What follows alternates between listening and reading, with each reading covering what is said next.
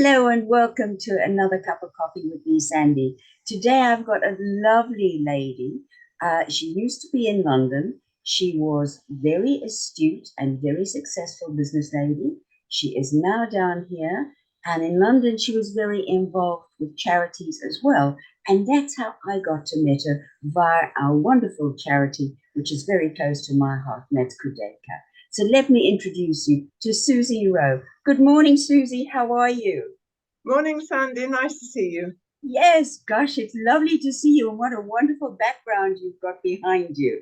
I'm not going to ask windows, so I can't. No, but it's absolutely beautiful. It's full of things, and I love things. Okay, as you heard me introduce you as a successful and as an astute businesswoman, but you were very involved in charities in the UK as well, correct? Absolutely. Mainly the Royal Star and Garter Home in Richmond when it was still there, and the Mental Health Foundation.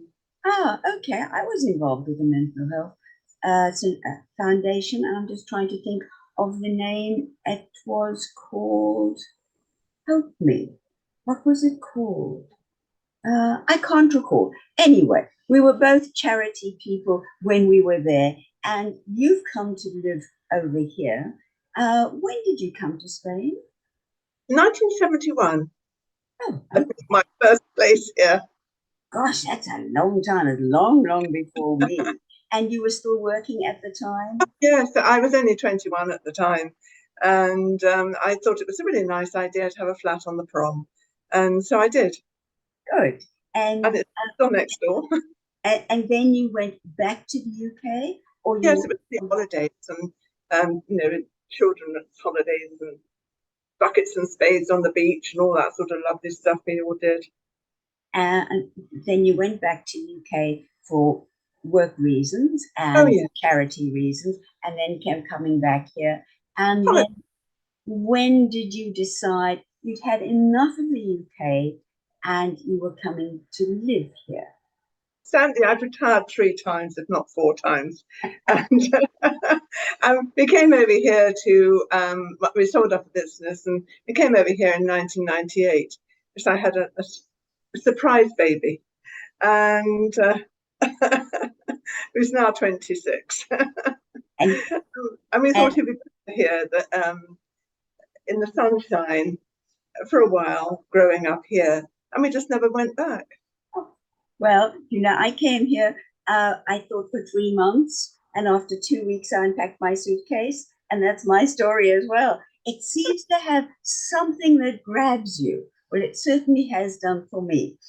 When you came here, you obviously were in your 4th retirement, or were you?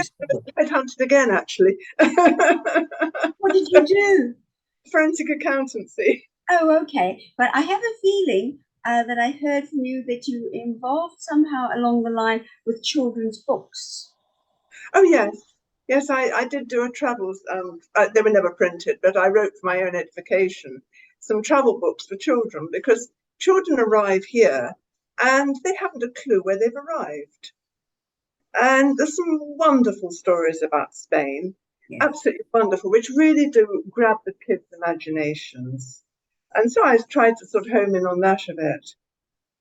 And the Romans were fantastic here. Of course, my husband is Italian, so we have to look at the Romans. And of course, they were terribly busy in Los Boliches and Malaga, and they had some wonderful settlements, and I really enjoyed looking at those.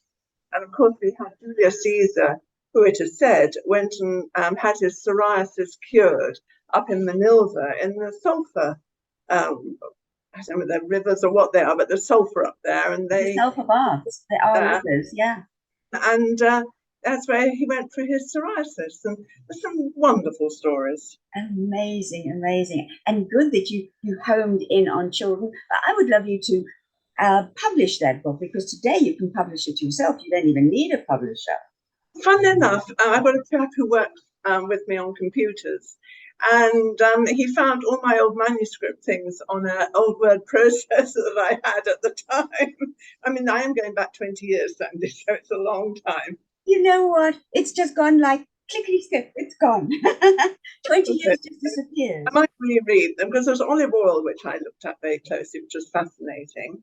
And there's all sorts of things. And then there was Isabella and Philip's daughter, Queen Isabella and King Philip. And she was as mad as a March hare. She became mad queen. And she lost her husband, sadly, and went up and down Spain with the sarcophagus and 12 black horses because some mad monk had told her that he would reawaken. So she kept on looking in the sarcophagus to see whether he had woken up yet. My word. We could go on with this forever. Now, let's go back to, we met at CUDECA at the function, and I saw you, this lovely, lovely lady with very elegant and gorgeous hair, and I'm going to go up to you and find out what you do. And then I said, what do you do? And I introduced myself. And you said, I'm with the CUDECA Goldies. And I said, what's that? So please tell me about what you do for CUDECA and with CUDECA, and how long have you been with CUDECA, a wonderful hospice? Started after my baby boy went off to university. I thought I might be bored. And so with some like-minded people, we started Golden Girls. And I think so many fellows wanted to join us. We became the Goldies. And basically, we just raise funds for CUDECA. We don't take any expenses at all. We pay our own expenses. And every penny we raise goes straight to CUDECA. And we have lunches and dinners. And I mean, lots and lots of people come and help us. And it's just huge fun. And it's all your area east of Marbella? Marbella don't want to know about us. We're not posh enough for them. I don't believe that 1 second. There is posh in every area along the coast. I'm in the Estepona, West Estepona area, and people have said the same thing. Oh, it's not very posh. But you know what? It's the people that make it posh. It is. And they're all like-minded people. We've all been, professional people in the past. And we are having, yes. And we try and keep the prices as low as possible so that everybody gets totally inclusive. Okay, so give me an idea of first of all, how did you become the Goldies? Well, they say we were Golden Girls to start with. There was half a dozen of us. And it just seemed, like a fun idea. And then I tried raising money for the doggies and for the donkeys. And then I thought, well, let's have a little look at CUDECA, because a girlfriend introduced me to them. And they seemed like a fantastic organization with the real spirit that we all need to have. They were so loving and giving. And then, of course, I knew a lot of people who had been in CUDECA, well, families of people who had family in CUDECA, and there were such wonderful things said about them. And of course, Joan was a complete one-off, an absolute one-off, and Marisa is fabulous, and of course, Susan's fabulous, and they're all just super people. And so I think they met Joan. Oh, many times, yes. Yes, an amazing lady. We were like flats, you see, so we were really rather strange. Well, I go back with them 30 years because when Joan, Marisa, and Susan decided that they were going to be starting CUDECA, Morris Bowden contacted me and said, why don't you come and join CUDECA? And we were standing in what is now their kitchen. It was empty, and we were phoning people asking, can you donate a cooker? Can you donate a washing machine? Can you donate this? Can you donate that? And that was 30 years ago, because when Joan says that she wants to do something, she does it, no matter how. She was amazing. She was an incredible lady. And of course, Marisa and Susan have followed on, and subsequently we have lost Joan, but without her, we would never have had this amazing hospice, which now, and I don't know if you have seen the program that I did, which was done at CUDECA at the new building that they have got, which Oh, is, it's fabulous. and it's about how CUDECA started, but where CUDECA is today, and that is with the new children's hospice. And you know, that is the first hospice for children in Spain. And that to me is absolutely amazing, because that was the wish of Joan, to donate her house when she passed away, but it needed to be for children and for be a hospice as well. And that's going to grow like topsy as well. So you have got a lot of charity work to do. What kind of charities have you got in mind for like now? Well, we've got Armistice Day coming up. Right. We're doing Armistice Sunday this year at the Veneer restaurant in Los Boliches. And they're wonderful to us. And then we have Touch of Class, who come and do the entertainment for us. Anyone who's interested, it's €25, and have a look at Sandy's website. I'm sure she's got one. I have got Facebook, absolutely, Sandy K Facebook, and you will see a lot of CUDECA things on there. And I am sure that you have got a website that you use. We use, to be honest, we closed the website because no one apparently goes on websites now. No, it's Facebook, total Facebook, all the social platforms. You said that you have got somebody who do the entertainment. Please tell us about them. They're fabulous. They're again retired people, and they've all got a history in the performing arts, or most of them have got a history in the performing arts, or they have come to it new and absolutely adore it. And they are such fun, and they do all on this particular party. They do all the songs, the wall songs, all wall songs, of Dover, and all that, which is absolutely wonderful. And they dress up in costume, and they're huge fun. And do they usually follow you around wherever you put on a CUDECA charity lunch or dinner or tea party? Do they follow you? If we ask them, I mean, they're fabulous, and we tend to ask them because they're so popular. Good. And we've had so many different entertainers over the past years. I mean, even Mike Sterling from Phantom of the Opera fame, even he did a night for us. Oh. We've done all sorts of amazingly stupid things, like foam parties at Club La Costa, and really ridiculously funny things. I know I'm doing another foam party. It was great fun for the kids, but I can't say I enjoyed it. No, I wouldn't have enjoyed it either. What have you got coming up for Halloween, or don't you do a Halloween party? Well, we don't do Halloween because it comes very quickly on top of Armistice. And, you know, we find that people will support us probably once a month, maybe not the resources to support us twice a month. Certainly not now, with the finances being that much more tight. So, you know, stretch it out, but get the same amount that you can. And who comes up with the ideas? Well, it's really, we look at the calendar and think what we can do. I mean, it's very sort of melting pot. Absolutely. You know, where are we now in the sea? I mean, we do take July and August off because July and August, I mean, no one, it's too hot to breathe half the time. Sure. I don't work in July and August either. I'm very much a beach girl. So that's where I am, July and August.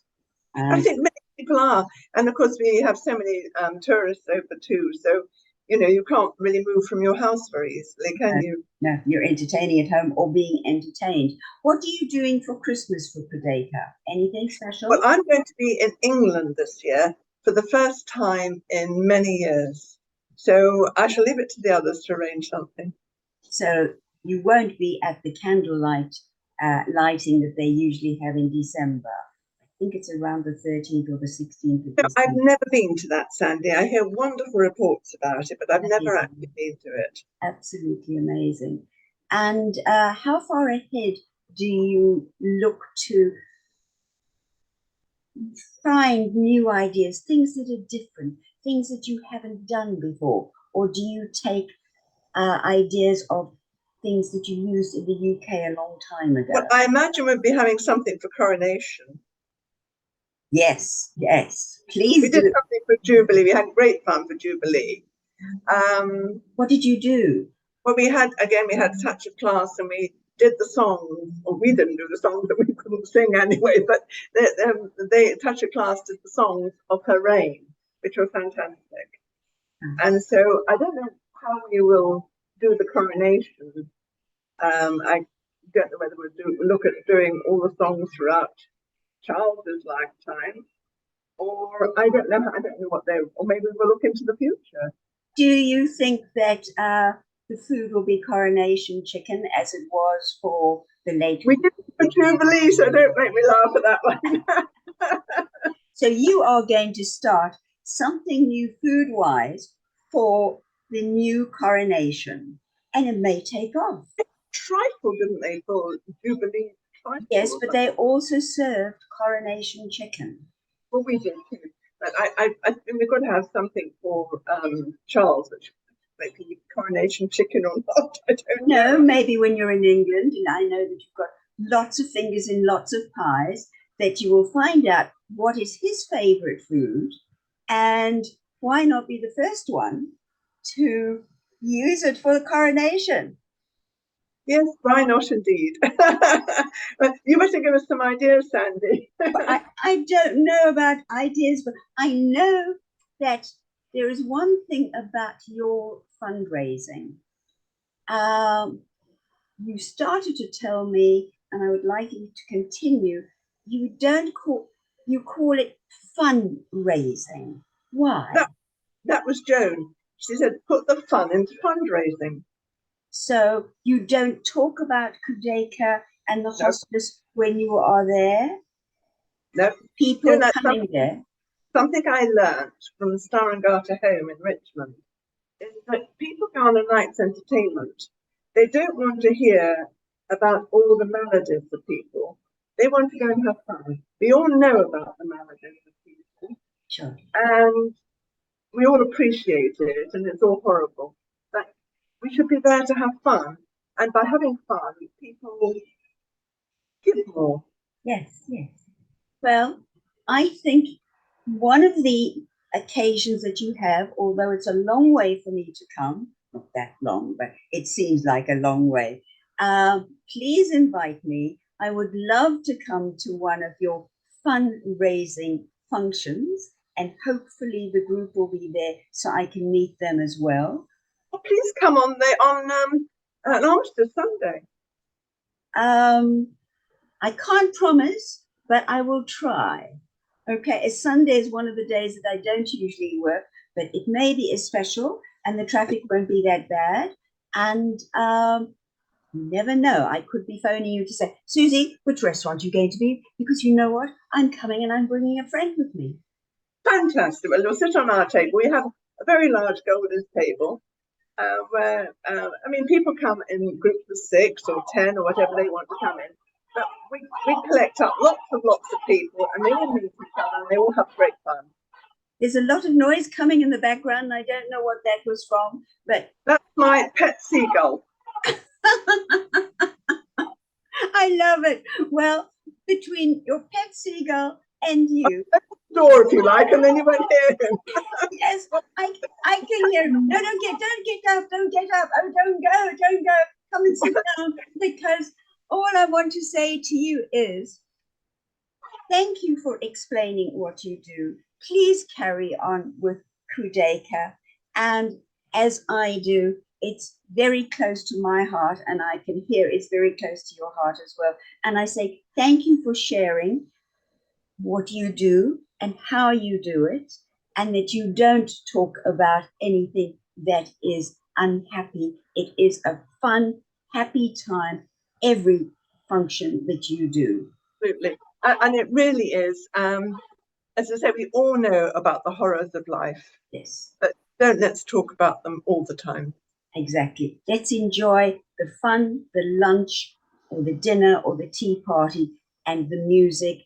And I will see you very soon. But in the meantime, I think that your seagull is calling you. So I'm going to say, we adopted him during COVID time.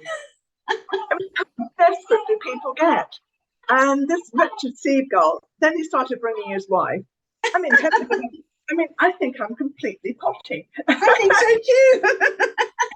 And I don't really know you. On that note, I would say You're on it too. it's been a pleasure speaking with you. I look forward to meeting you again face to face. Take care and just enjoy everything that you do. And I take my hat off to you for being so close to CUDECA as I am. Suzy Rowe, thank you so much, and I see you soon. Nice to see you, Sandy. To my viewers, I say I will see you soon. In the meantime, have a good week. I will be showing you new programs. It won't be weekly. It will probably be every 2 weeks. But in the meantime, you'll always have a link. You'll always be able to see on Facebook the link of old programs and new programs that I do for a cup of coffee. And again, I say bye-bye, Suzy, and bye-bye to the viewers. Bye-bye and take care. Thank you.